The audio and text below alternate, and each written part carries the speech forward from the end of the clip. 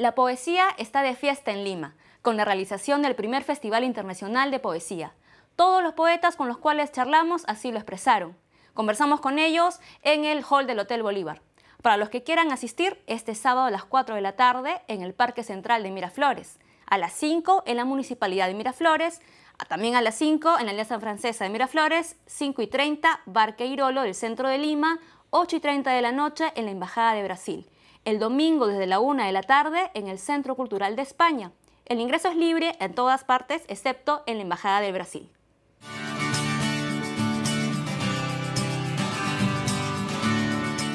La poesía sirve para entender mejor el mundo y a nosotros mismos, sobre todo. Tengo varios libros para presentar. Un libro mío que fue publicado aquí, acaba de ser publicado por Nido de Cuervos, que se llama Flamante Geografía y es una antología de toda mi poesía. Además de ese libro mío, voy a presentar en la Casa de la Literatura Peruana un libro que hice yo sobre Jorge Eduardo Eyelson. O sea, no es sobre él, sino son varias entrevistas que le hice a lo largo de nuestra larga amistad. El libro se llama El diálogo infinito. Y además de ese libro de Eyelson, voy a presentar un libro de Emilio Adolfo Westphalen que se llama Mundo Mágico, que acaba también de ser publicado aquí en Lima y que recoge los últimos poemas de Emilio Adolfo y recoge algunos artículos críticos y algunos poemas también de su primera fase poética. Jorge Eduardo, yo lo conocí en 1982 en Florencia. Él llegó invitado por el titular de la cátedra en esa época y yo descubrí lo descubrí a él en ese momento, no sabía nada de su poesía y me pareció maravillosa, quedé fascinada y enseguida empecé a estudiarlo y a traducirlo y luego nos hicimos muy amigos y esa amistad duró hasta su muerte. Su raíz peruana para él fue siempre sumamente fuerte e intensa. Muchas veces yo le aconsejé por motivos prácticos que se hiciera italiano, porque eso le facilitaba la vida desde el punto de vista burocrático, obviamente, y nunca quiso, porque decía que no podía ser que él dejara de ser peruano. Para mí es una fiesta realmente, porque ya me he encontrado aquí con poetas muy queridos, entrañables amigos que vienen de México, de España, de Colombia, además de los amigos peruanos que tengo aquí, que son por cierto muchos. Sábana habitada de espasmos es este tiempo. Se mueven los planetas atados como un hilo. Se rompen las vinculaciones y las arterias nadan en los espacios.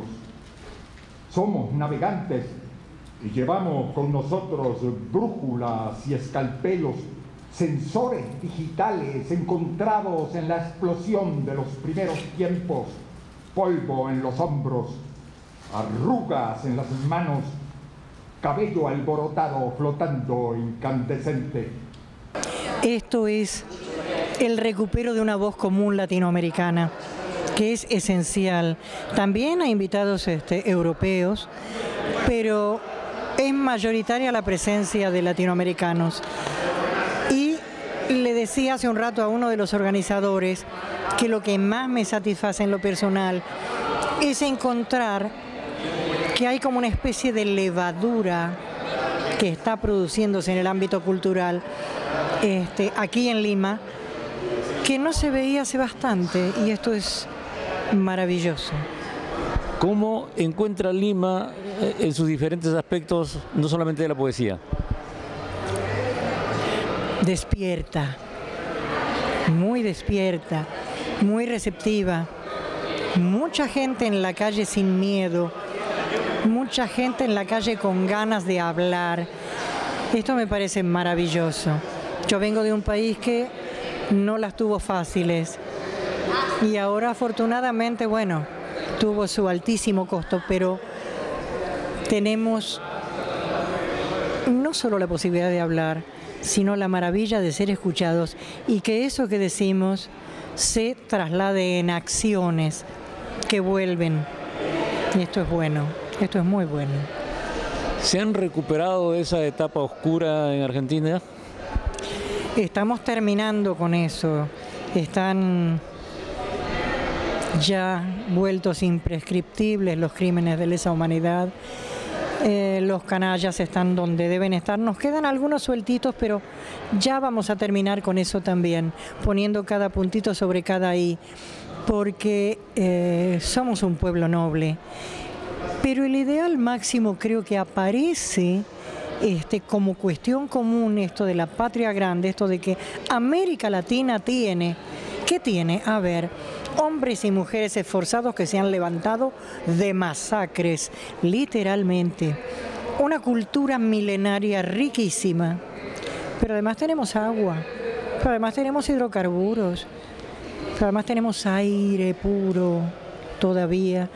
Y lo que es más hermoso, tenemos criaturas sobrevivientes, que es una especie difícil de domar. Y de estos sobrevivientes, cuando la poesía toma ese carácter, se convierte en invencible. Entonces tengo mucha esperanza, estoy muy feliz de ver que el esfuerzo de los organizadores de FIP Lima se traduce en un hecho cultural importante, pero no solo para Perú, para toda la América. Aquí hay voces de todas partes y las voces que no son americanas también traen una problemática similar, es decir, una fiesta de hermanos. Comme le paysage dans sa lisière se révèle l'homme au vivant. C'était pâle et sale, c'était salive arrachée à la mer, brûlante à devenir transparence et mémoire aveugle. Dans l'agitation, les corps reconnaissaient la ligne, mais nul n'osait la nommer. On disait la fessée, la circonscrite, la soumise s'allongeant parmi le vivant. Échoué, éviscéré, le poisson initierait l'infatigable désir du feu. El pueblito donde yo nací, que se llama Quitilipi, que es el nombre de un búho, ha creado personas muy especiales porque hemos tenido maestros maravillosos. El otro día, antes de venir para acá, recibí de mi maestro, que ya está grande, y me dice: alumna, tenga cuidado, buen viaje. Es el territorio de los tobas, que no lo usan porque no los dejan, pero sí, es un nombre toba. Hay tobas y wichis. Creo que en Latinoamérica tenemos poetas muy singulares, con una voz muy propia, y a la vez creo que lo que nos une es un fuerte deseo por la palabra poética y por transmitir al otro. Ustedes han tenido al maravilloso César Vallejo, y él no escribía por el arte, no es que esté en contra, a favor, etcétera, yo misma. O un poco sí, porque mi poesía siempre intenta decir algo, si es que el lenguaje me dice algo a mí, porque hay periodos que el lenguaje no me quiere hablar. Pero, por ejemplo, César Vallejo dejaba, bueno, en sus poemas humanos, ha dejado mucho para pensar y mucho para sentir. Cae de mirar tanta luz, se lastima. Lástima no me tengan, dice, justo ahora que antes se me descosió, dice el ruedo, justo ahí muestra su invisible ala. Creo que la poesía es un puente entre distintas individualidades y entre diferentes naciones, como lo está testimoniando este festival internacional que organiza Renato Sandoval, que me parece muy importante porque es de todas las lenguas, no solamente lengua española, y de muchísimos países. Hay más de 80 poetas. La madrugada del día miércoles murió el maestro Leopoldo La Rosa, uno de los grandes músicos peruanos de todos los tiempos. Era reconocido como un gran instrumentista y como director de orquesta, pero se había olvidado su participación en un concierto histórico de vanguardia en Europa al lado de John Cage. Manuel Rodríguez realizó un amplio reportaje, algunas de cuyas partes principales recordamos hoy.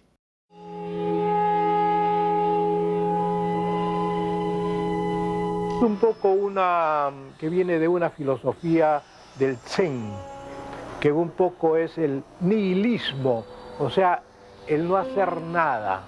Uno dice, si hoy día sale sol, escribo re. Si llueve, escribo mi. Si está nublado, escribo do. Entonces ya viene una melodía que dice mi, re, do. O también con los dados. Él siempre se dedicó a la música y nosotros vivimos mucho todo el periodo pues, en que él era director de la Orquesta Sinfónica, pues íbamos a los ensayos en el Teatro Municipal y luego a los conciertos, ¿no? Y de chiquitos el vacilón era pues jugar en el teatro, en las cazuelas, en las galerías, ¿no? Él en la casa estudiaba la música, componía y trabajaba mucho con la Orquesta Sinfónica y luego pasó a trabajar con la Banda Sinfónica La FAP. Bueno, desde niño, cuando me inicio yo en la música, siempre vi una imagen pues admirada en el maestro Leopoldo La Rosa, ¿no? Cuando iba yo a los conciertos de la Sinfónica Nacional siempre era la imagen del músico Leopoldo La Rosa, admirada por todos.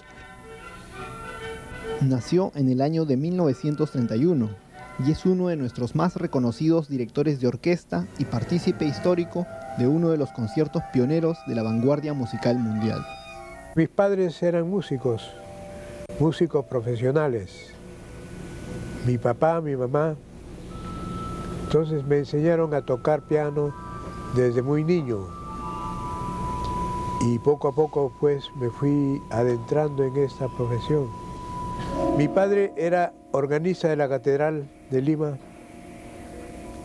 y frecuentemente me llevaba para que oiga o para que ayude en el coro y muchas veces ya me pidió que toque. Entonces causó una sensación, ¿no? Porque un niño de 7 años toca el gran órgano de la Catedral de Lima. Fue todo un acontecimiento. A Leopoldo La Rosa lo conocí en 1949 en el Conservatorio Nacional de Música, en el entonces local de Emancipación. Fue uno de los primeros músicos que viajó a Europa y cuando él volvió pues ya con el bagaje de un músico muy comprometido con la vanguardia de entonces. Mi padre opta por enviarme mejor a Europa para que pudiera recibir una formación un poco más íntegra, ¿no? más moderna. Comencé un poco los contactos con la música tradicional, como es obvio, ¿no? Pero poco a poco fui conociendo a gente del conservatorio que me fue introduciendo al mundo de la música del momento, de la música contemporánea. Ahí tuve contacto con Juan Hidalgo, con Walter Marchetti, que son símbolos de la música contemporánea en Europa. Y con ellos ya hicimos algunos trabajos, organizamos conciertos y bueno, hicimos una actividad relativamente interesante para la época. Ese libro de Tomás Marco, un músico español muy importante, escribe la música de la española de vanguardia y en una de sus páginas menciona un concierto memorable en el que participó Leopoldo La Rosa, al lado de John Cage, Marchetti e Hidalgo. Esto se produjo en Milán, el año 1959. Entonces este es un documento fehaciente. Bueno, me tocó por azar también organizarlo. En ese momento en Milán era algo fuera lo común, ¿no? Estar locos, organizar un concierto de música contemporánea, no, ¿qué va? Pero yo no, ahí seguí, y se llegó a hacer el concierto.